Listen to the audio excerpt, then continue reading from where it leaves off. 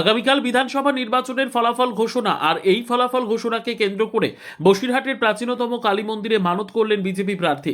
প্রায় ৬০০ বছরের প্রাচীন প্রতাপাদিত্য রায়চৌধুরীর হাতে তৈরি কালী মন্দিরে লাল সুতো দিয়ে ঢেলা বেঁধে মানত করলেন দক্ষিণ বিধানসভার বাসিন্দাদের মনস্কামনায়। আর এই ফলাফল ঘোষণার আগে বসিরহাটের বড় বড় ৫টি কালী মন্দিরের পুজো দিতে এলেন বসিরহাট দক্ষিণ বিধানসভা কেন্দ্রের বিজেপি প্রার্থী ডক্টর সৌর্য ব্যানার্জি।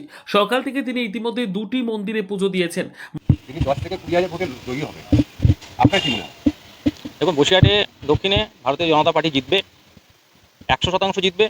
কে কী বলছে জানি না। যিনি বলছেন তিনি রাজনীতির সঙ্গে এখন আর এই মাটির সঙ্গে হয়তো যুক্ত নেই, আকাশে ভাসছে টিকিট পেয়ে।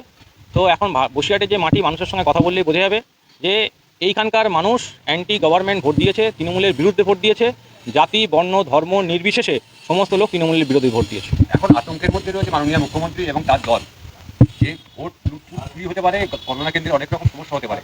এই ঘটনা কেন উনি এখন মনে করছেন? এখন বুদ্ধি হারানোর ভয়তে মাথা খারাপ হয়ে গেছে, আর সেই মাথা খারাপ হওয়ার জন্য এখন স্ট্রং রুমে গিয়ে বিভিন্ন রকম নাটক করার চেষ্টা করছে।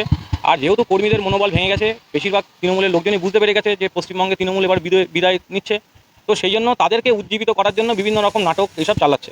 তাদেরকে দেখে এখন বিভিন্ন জায়গাতে মানুষজন, তৃণমূলের যারা আছে, এসব হারমাত বাহিনী, অনেক জায়গাতে তারা এখন আমাদের বিভিন্ন কর্মীদের উপরে আক্রমণ করছে, অত্যাচার করছে, ভয় দেখাচ্ছে।